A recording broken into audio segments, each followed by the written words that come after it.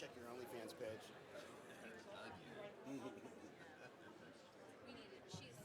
Stephanie's going to tell us when we have 5 minutes left, and then again we want. That's at questions. So, because we're doing this for 35 minutes, allowing 10 minutes for questions, right? Right? You're taking 15, I'm 10, John's 10, and then leftovers questions. So he's 15, you're 10. I'm going to probably go under 10, but he also then needs to close out on like 2 slides. Okay, then I'll try and keep my number then too. Yeah, I'm gonna be basically speaking like a chipmunk to get through my stuff. Yeah, think of it. Okay. I'll burn through this shit quick. You don't have to go that quick. No.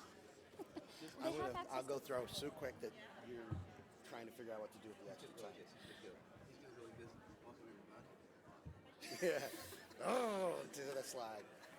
That was all bullshit. You don't have to worry about it. Bonnie. Yeah. Microphone off my head.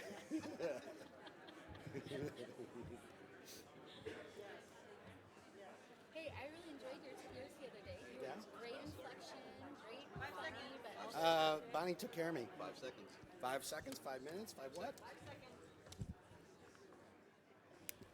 Are we on? All right. Is this on? Can you hear me okay? God, I have to have this thing in my throat. Welcome. We're going to talk about how to scale your business in a sustainable way long term. We're going to get right into this. For those of you that want to do these action steps, and we've got a sheet you can download here. It's going to walk you through some of the stuff we're going to talk about. Even if you don't use it now, you'll be able to do this when you get home. This is kind of a fun exercise you'll have. Let's talk about the sexy stuff. What? Oh, you're still not, come on. Get with it, people. Hit the yellow button. You're holding up our time frame here. Sexy stuff. We're going to talk about how, through the process that we're going to share with you today, we got a book into number 37 in the store with no advertising at all. One of the big things that we're going to be walking you through is how you start to think about your marketing in a different way. This is not a transactional way. This is not about like jamming people into funnels. This is about treating your customers, ready for this, like you may want to be treated. So let's get started. We're going to do a real quick quiz here. You might want to write these numbers down because there's going to be some math at the end. What we're going to do is we're going to rate this subjectively from 1 to 5. We're going to go through 4 questions. So number 1, do you have a marketing process that allows a reader to nurture beyond 90 days after finding you? Do you strongly disagree? Like, I don't even know what you're talking about, Solari. Or, yeah, like, I've got this locked. I have a whole system. Pick a number, any number, 1 to 5. I have a process map and understand the customer journeys through my marketing. 1 to 5. If you have no idea what happens to somebody when they hit your back matter, or it was like, I knew it was how the process worked 2 years ago, right now I'm not so sure. You know how to rate yourself, don't you? If you got a pretty picture like you're going to see later, then you're probably a 5. Where are we at now? I have a marketing system that scales with the audience as they come to me. 1 to 5. And our last one, I have a customer retention system. Do you have some way that you're capturing customer information and are able to access that at a later date? Most common one is an email system. Do you have a way for customers that like you and want to know more about what's going on with you to hang around your brand? Okay? So add those 4 numbers together. There's a calculator on your phone if you need it.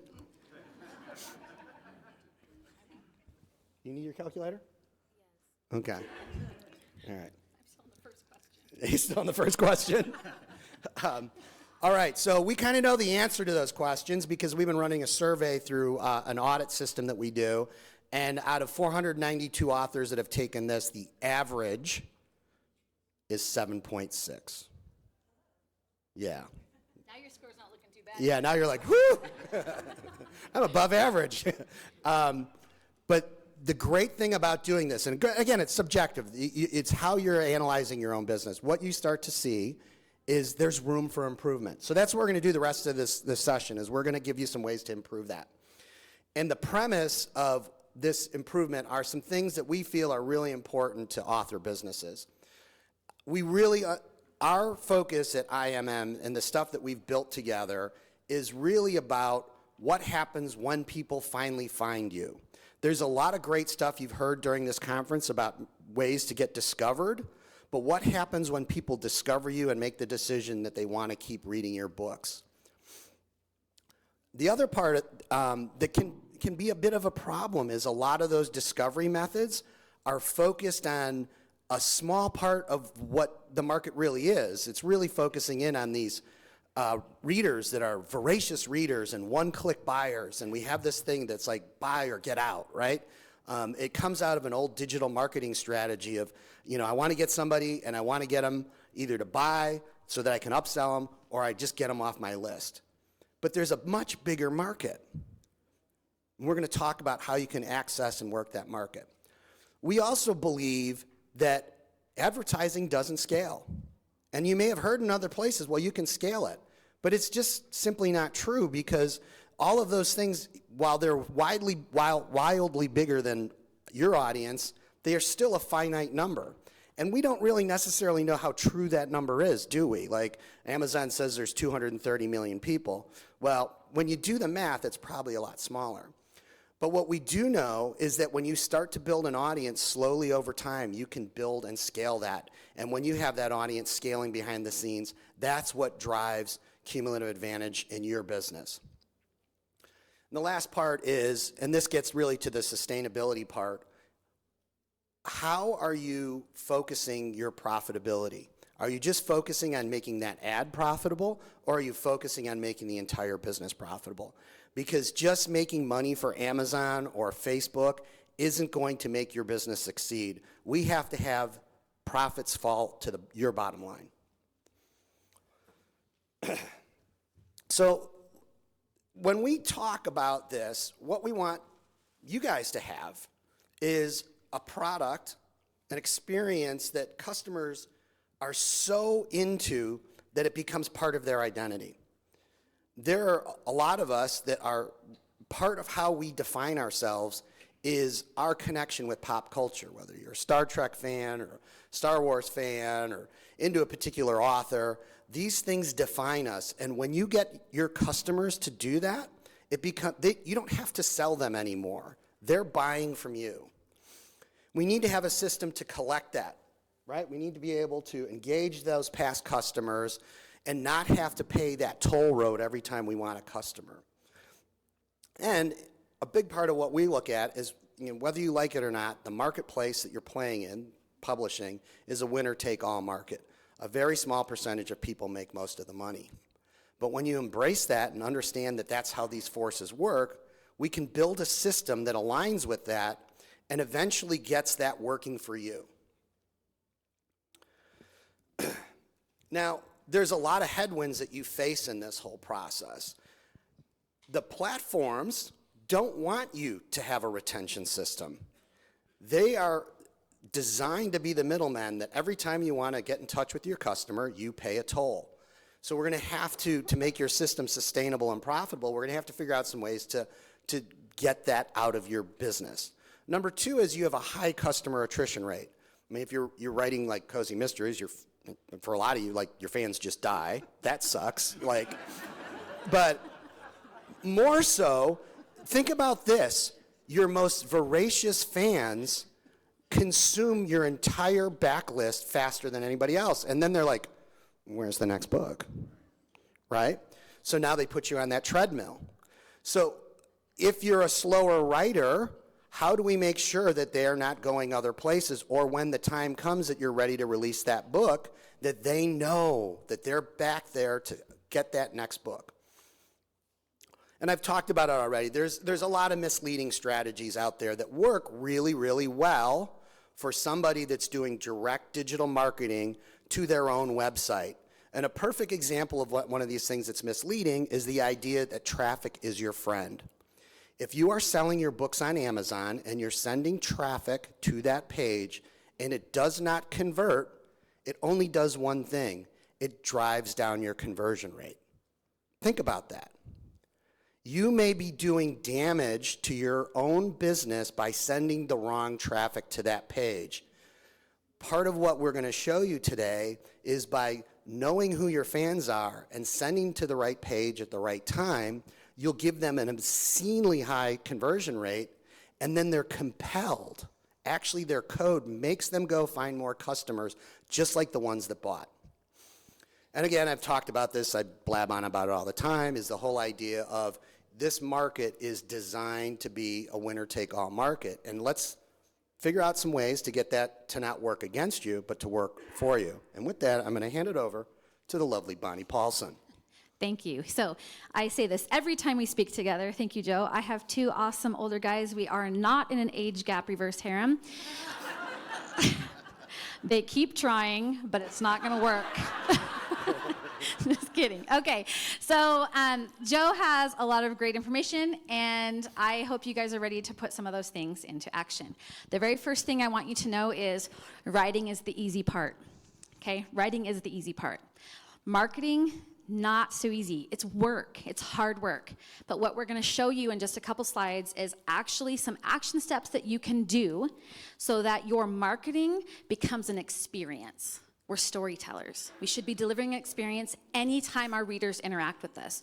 And some of the things that we've learned is that when you actually build a nurturing system to hold on to your readers, to make them your fans, not just your readers, it actually improves 6 to 9 times more for your customers because they're no longer just customers, right? They're your friends. Anybody else a Potter fan? I am a Gryffindor. Yes. Okay, so I don't know about you, but I have like 17 different series because, you know, hardback. This one has a foil print, and I don't know, it looks like she might have signed to this one. So that's how I am, and I know that you guys want to do the same thing because we're all working really hard on our books.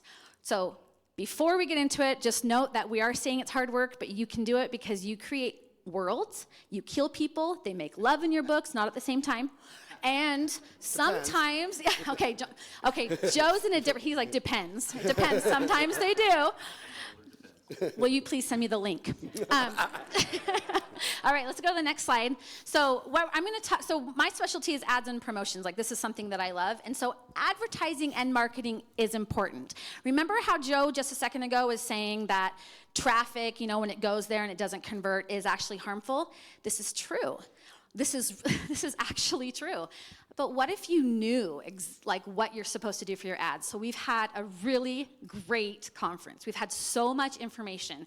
And whatever method you decide to take on for Facebook ads or AMS ads or BookBub ads or, you know, ads out down at 7-Eleven, it doesn't matter. You decide what you're going to do. But you need to make sure that these next 3 tips are what you're doing when you apply it to your marketing.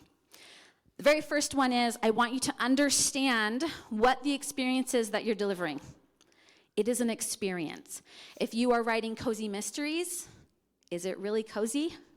That's what they're looking for. They're looking for an escape, but they get to find out who done it, right? If you're writing steamy romance, they also want to know who done it. And so, and how. Okay, so that's number 1. Understand the experience that you're trying to deliver. Number 2, understand who your reader is.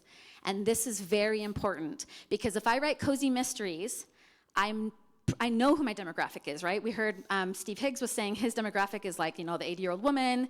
And I know for me, I write sweet romance in one of my pen names, and I actually have named and created an avatar. Her name's Mary, and she's about 65, and she has some grandkids. She likes to crochet, and she likes to read my sweet romance because it makes her happy. And sometimes we talk food when I write my newsletter. That's my reader. So when I'm writing a book, I'm writing for Mary. When I write a newsletter, I'm writing for Mary. Anything I post on social media, Mary would like. And Mary is my grandmother, even though she doesn't know it. She's kind of a wench. So I actually don't want her to be my avatar. Don't tell her I said that. She'll kill me with her crochet needles. Tip number 3. One thing I just want to interject. When you probably, who's here thinking about direct sales or like attended a bunch of direct sales stuff?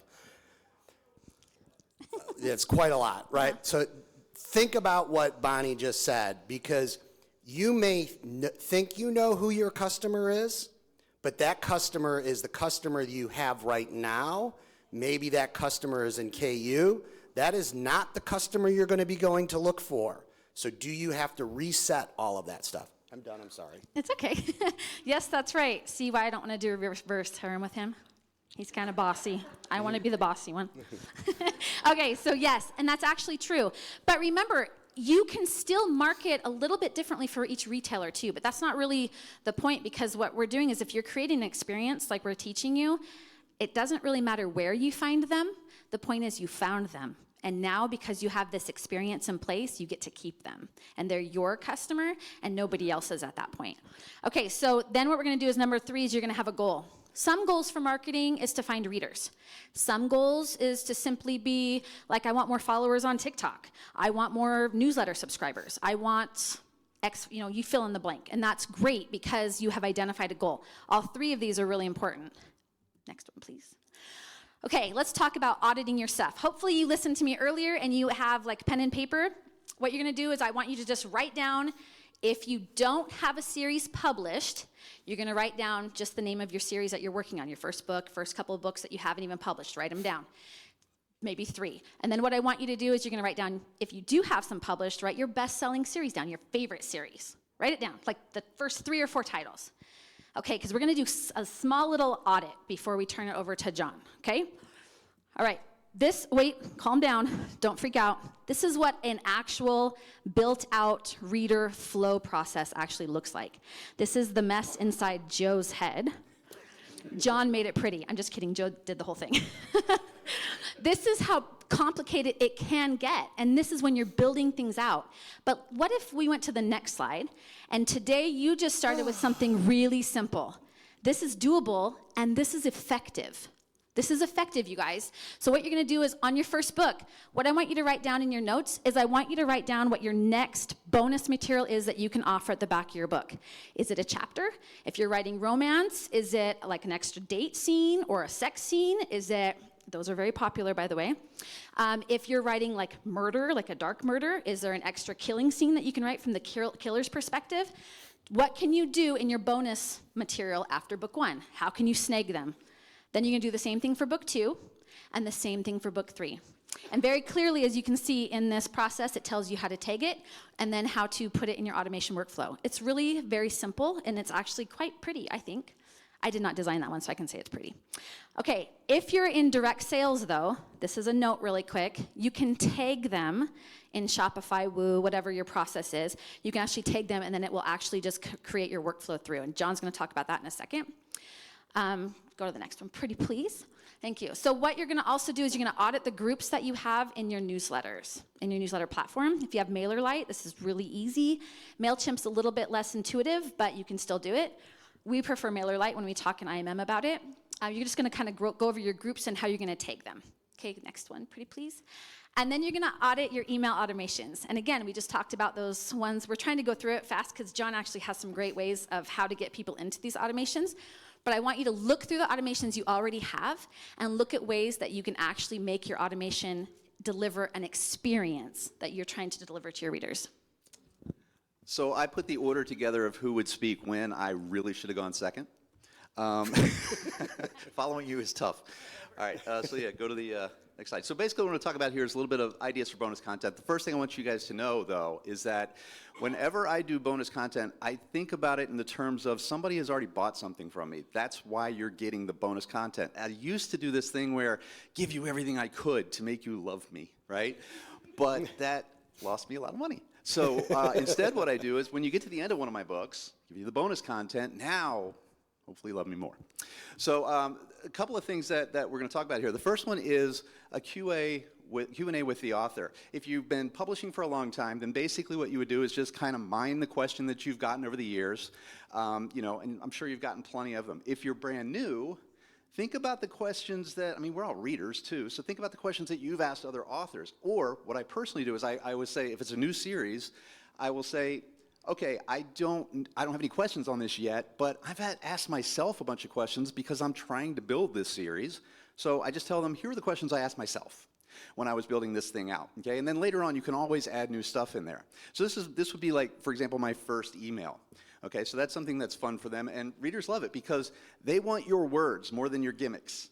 So that's why they love your stuff. So if you're giving them more information about this stuff and you're passionate about it, I mean, look, as authors, if you ask another author, what are you writing, you actually, at these conferences, you mean genre, but you get like this whole description of the entire series, right?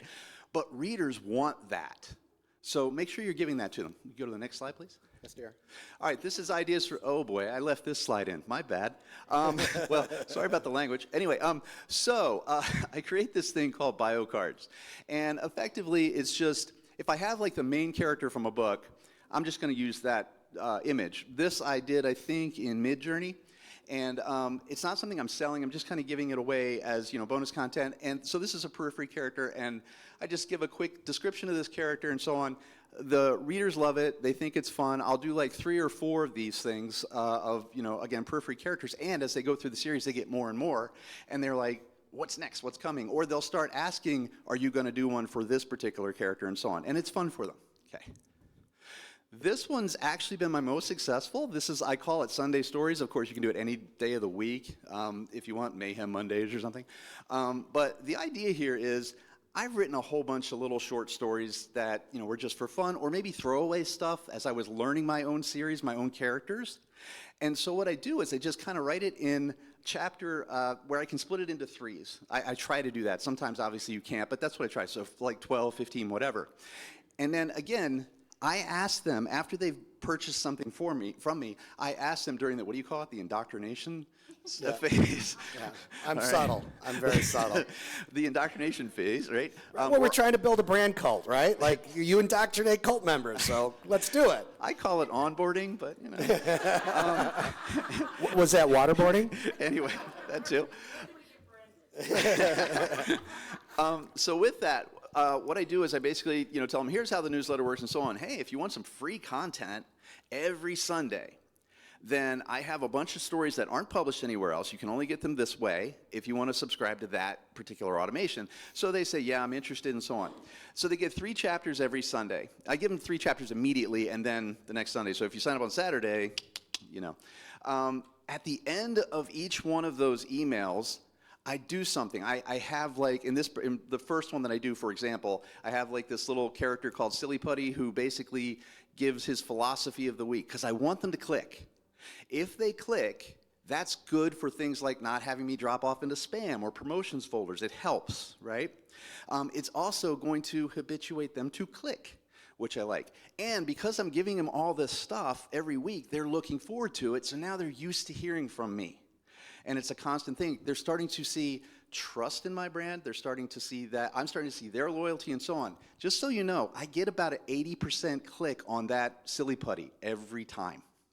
So that's a pretty high click. And then when I'm done with this particular story, I say, hey, do you want the next one? 90%. So when you think about that, I've got 52 weeks, I think over now, 52 weeks worth of automated content. I really don't even have to write a weekly anymore, right? Or a monthly newsletter. I do, but I don't have to, because they're getting a lot of content from me. So it's just something to think about on that. So go ahead. And then finally, this is just a kind of a cool idea. When you are sending out a newsletter, let's say once every couple of weeks or whatever you do, you can do what I call tiny adventures. And basically, if you can see at the bottom here, Jimmy, our resident wizard, approaches 2 doors feeling a little more than apprehensive. Is he going to choose the blue or the red one, right? And let the reader, you give them 2 buttons, what are they going to do? What do you want Jimmy to do, right? So they're kind of participating just a little bit, but again, we're getting the clicks, so we're better off at not falling into spam and promotion, and they're starting to be part of the process. And so what you do, it just takes them to a page that says, thanks for your vote, and look forward to the next newsletter so you can see what happens. Then you can kind of just judge, did you write the story ahead of time and you're going to be a little nefarious and just, I don't care if it picked blue or red. This is what they're getting. You know, that's your call. He always gets eaten by the dragon. This is not an ethics course. But if you decide, to just write it real time, what you could also do is you could write out the branches. It's going to take you a while. But when that's all said and done, hey, if you're part of my Sunday stories, I'm going to throw this little bonus content in there so you can see what happens if he had gone with the blue door instead of the red door and so on. You can play all these games. They love this stuff. Okay, go to the next. All right, and then finally, don't take our word for this. Actually, don't take anybody's word for anything you've heard. Try stuff out. Try it out carefully and measure your success. Take 3 books of your, like Bonnie was saying, of your, best series, right? Try it out. And I'm telling you right now, it's not an instant gratification situation. When you put this stuff together, it's going to take a little time because people have to get to the end of your book, they have to click, and then they have to start moving through your process. But once you start doing that, what we've seen with our students and also just ourselves is we start seeing this trajectory, which is really cool because now it's not just about bringing 1 million people to your door. You want to keep them there. And this is the type of stuff that helps do that. So I'll hand this back over to Joe. Thank you. So, we went on a little adventure there, huh? Hopefully with what Bonnie kind of shared, you're looking at your list, you're seeing some things. Of course, going back home later and really digging into this, you'll be able to see things you can't really recall in your whole process if you're trying to think through a more complicated process. But the point is you can see that you can start to create a really fun journey that is on brand. We've given you a way that gets you that other 6 to 9 times audience, right? Because a lot of people aren't ready to just buy on one click. They may not even really understand what genre you write, but they come and they start to learn and get to know you, maybe like you, and then trust you to get to that point where they're going to buy.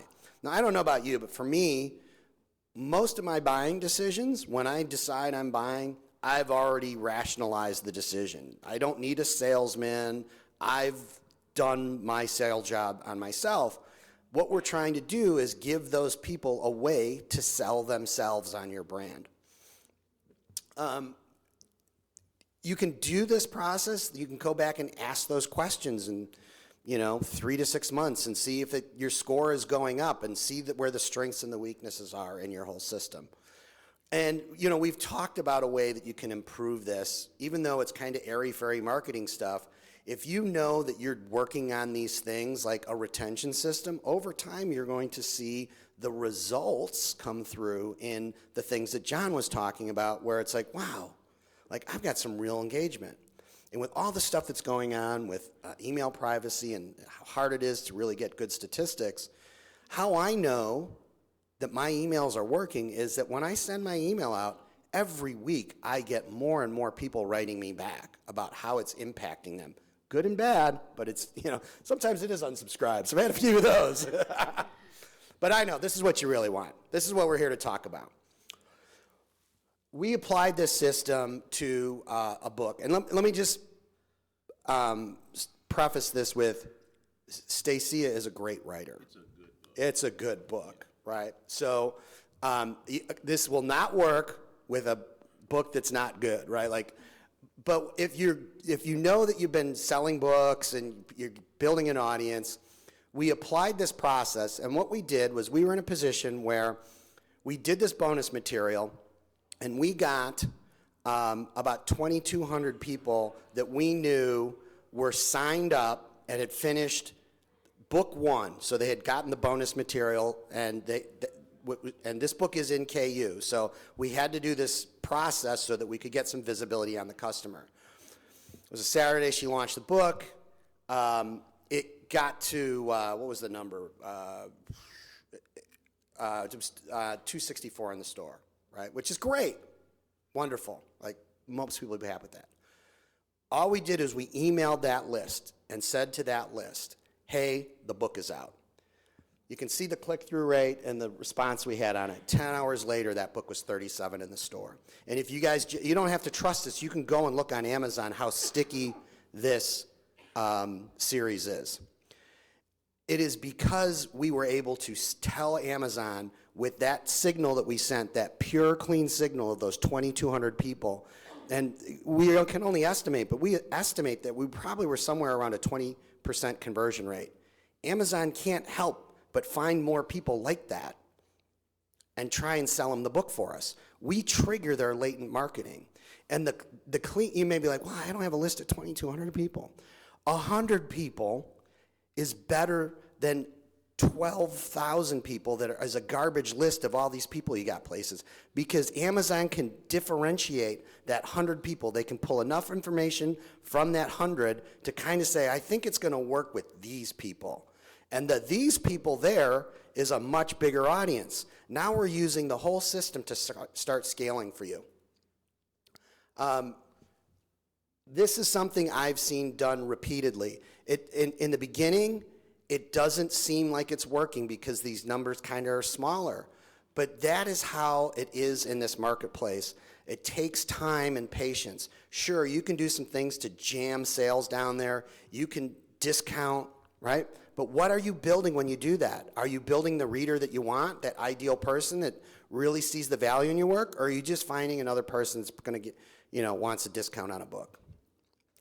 So we're going to wrap up here for some questions, but we got a little something for you. Here comes the shameless plug. Strap in. We have a course. That course is a process that helps you go through this whole thing. Okay? What we do is if you decide to sign up for this course, use that code, and you're going to get $50 off. The first person that signs up with that code is going to get the course for free. So go ahead and pay, and we will refund the money. What? I said Hunger Games. Yep. And See hey, what we did there? steal the idea, right? Think about how you can use what we're doing here in your own marketing. And then we're going to pick some rando. Hopefully you're that person if you're not the first. That we're going to give you the course for free. So you buy it, and we'll send you your money back. But this is kind of the stuff that we are hoping that you can learn how to do in your marketing so that your fans are not just thinking about these books as products that they buy, but they're actually thinking about how these things that they read and these characters that they interact with in your worlds are part of their identity. And with that, we'll open up to questions. You guys have anything to add? The course closes. You know what? This is sad. One of us should know it. I don't. I didn't even know it was open. Terrible. Thanks for stopping by.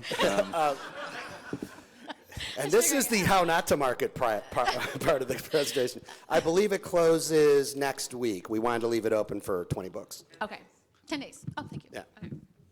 Miss Lydia. Hi, Joe. Good to see you. Good to see you. What would you have to say for someone who currently their business strategy and the desire for their business trajectory is to not, and I don't really want to use chase because that has a negative connotation, but rely on or perhaps maybe chase retail algorithms for their success. And again, not there's anything wrong with that. If you can do that, go for it. That is awesome.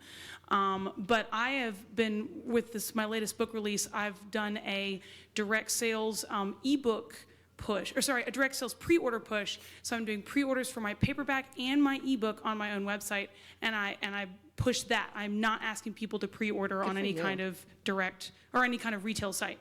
And so far that's been going pretty good. And my desire, don't know if this is gonna work, we test stuff, but my desire is to train my readers to come to me first, if at all possible. And the only really sales I'm getting on other platforms is just kind of the spillover, or the people who just want those platforms. So I'm not saying my method is right for everybody or that people should necessarily want to do that versus what you're teaching. It's different for everybody. But I'm curious, how would what you're teaching, what useful pieces can I pull out to use that for my marketing when there's not like a ranking and an algorithm I'm trying to get churning or something? Yeah, so I think, chime in whatever you want, but the first things you made me think about is that, you're segmenting your market based on where you want your sales to be. So make it worth their while. Some of the stuff that John talked about, maybe you only get if they're buying direct, right? There's things that, you always have to think about your customers, that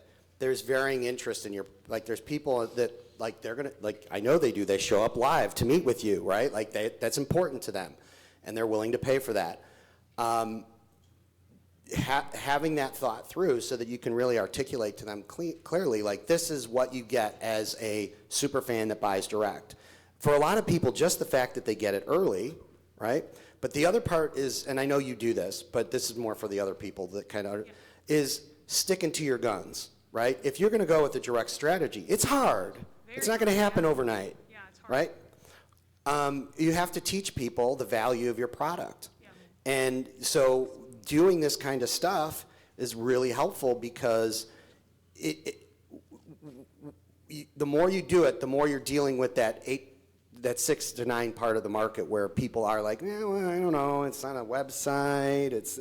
You have some more trust you have to build. Yeah. Brand loyalty, bottom brand line. loyalty. That's Reader really where you're experience. at. And doing the stuff that we're talking about, regardless if you want to apply it to Amazon or you want to apply it to yourself or Apple or go wide, whatever you're doing, or Shopify, WooCommerce, whatever, brand loyalty. You are in a better place and a worse place, right? Because it's going to be tougher for you to get them, but it's also going to be easier for you to keep them if you do it right. Yeah. And they're going to be constantly loyal to you. One person I see who does it really well is Katie Cross. Oh yeah, Katie's really good at this. Yeah, so follow We'd that. we'd like to have her here, but she doesn't do many events. So. Hi. So some of the, particularly in your part of the presentation, John, but looking at nurturing and retention through the process of, multiple emails and things. Right now, at the very bottom of my funnel, I am pulling people toward my subscription, which also has the option for free content if you sign up as a free follower. Nice. Do you think that those techniques, like some of those things that you were talking about, are still viable with the subscription model? For keeping people long term, because it's obviously quite much a bigger investment than just giving away an email address and receiving some free Sure. stories. Sure, yeah, but I would still, especially people who are paying you and they're paying you, I would still give them an extra sugar on top. I mean, why not? If you can do that, it doesn't have to be your best stuff even. Oh, sure. It's just got to be some fun stuff, right? And they're just so out of the blue. I forget who does this, but there's a particular author who, one day you show up as a reader at your mailbox and you open it and there's a gift in there, right? I mean, and you had no idea this was even coming, right? So that kind of stuff, and they are instant loyal, from that point forward. So yeah, I think it works regardless. Okay, so just over-deliver, spoil. Always. Oh, Yeah, and a lot of this is repeated communication, right? It's like, these are the things you get. People don't, they just glance over that stuff. But when they get it and it keeps coming, and I think also it's, with a subscription piece, when they're getting some stuff and they know that they're really getting some great content, their assumption is well, when I pay for it, it's going to get better. Now, it better be better, right? Thank you. So I'm in the position of having a series that's incredibly popular, and it has a bunch of sub-series that have spun off of it. And my problem is that the first 3 books and I think 5 or 6 novellas were Random House, and then I left and went indie.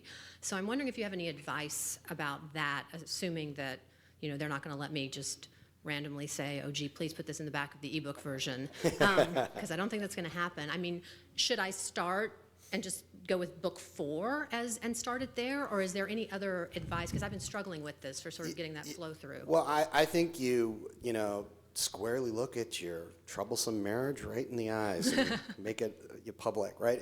Why couldn't you have on your website where, hey, if you found me elsewhere, right? Taylor Swift that shit. That's all I gotta say.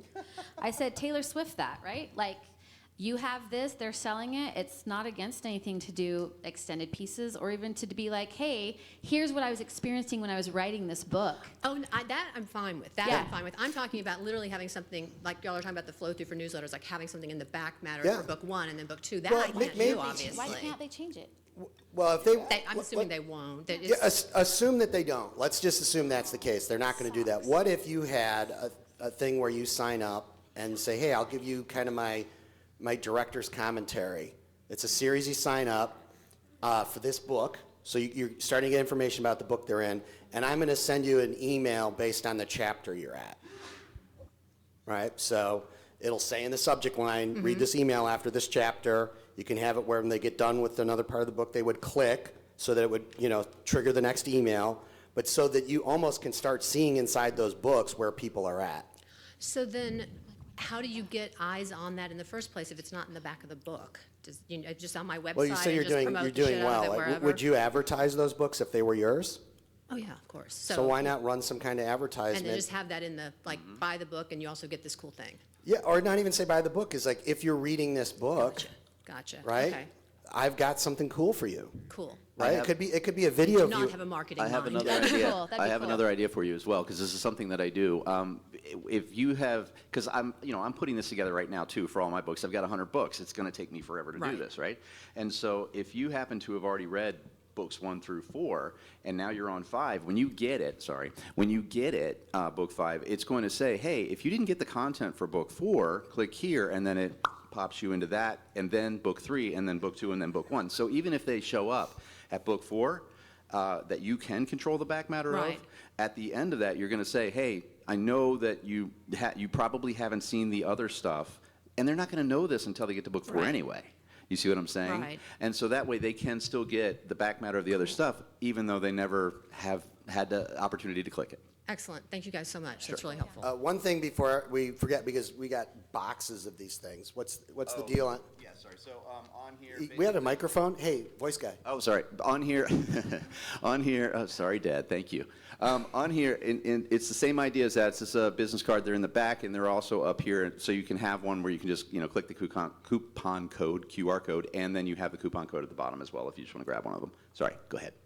Yeah, so this is probably a simple one, okay? So I know Amazon has some rules around links and things like that are inside of, say, like your ebooks and everything. What are best practices? Because we've got to capture their email address at some point. So how do we stay compliant? Okay, actually, Amazon lets you put in links and stuff to your website. Please, please, please have a pixel on your site for Facebook. So even if you're not a direct selling right now, which is fine, but if at some point you want to, then you have that data. And that's one great way to, because everybody says, oh, we can't get the data from Amazon. Yes, you can. Give them a reason to click. And you can. Actually, Apple, Kobo, all those crazy people that are so much fun, you can't put competitors' links inside the back of your matter, but you can put your website in there. And so if you are, for instance, if you're direct selling, huge, huge, huge, please, please, please link, go buy your next book, link it to your direct store. All of them go there. Because if they're an Amazon reader and they're like, I want to still go buy this on Amazon, you now have their pixel data. Even if they go back to Amazon to buy it, they've clicked it. They've clicked that link and they're on your site. So that is huge. And so you can definitely put your website and your newsletter subscriptions in your book. Now on your page, like on your Author Central page or the book description, that's where Amazon's very much like, please don't put external links and stuff, which makes sense. I mean, you're in my house. What are you doing selling yourself here? OnlyFans in your own place, please, right? Which makes sense, right? I mean, that makes sense. Prostitute elsewhere, that's fine. But if you are going to do that, and I have seen it done, you take matters into your, I mean, that's you, like, living on the edge, right? Like, with people shutting What stuff- happens in Vegas?